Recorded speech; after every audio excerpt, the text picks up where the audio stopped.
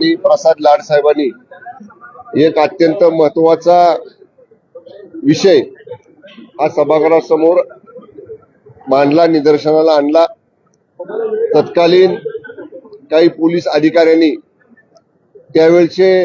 माननीय विरोधी पक्षनेते देवेंद्रजी फडणवीस साहेब आणि महाविकास आघाडी सरकारमधले नगरविकास खात्याचे मंत्री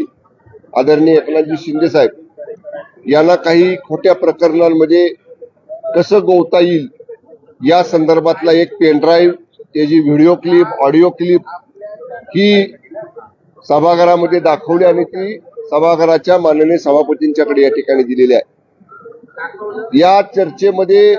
काही स्टेटमेंट त्यांनी वाचून दाखवली। त्यांच्याकडे जी कागदपत्र उपलब्ध होती ते स्टेटमेंट जर पाहिले, ते जर त्यांनी वाचलेलं, मी स्वतः सभागृहामध्ये होतो, अत्यंत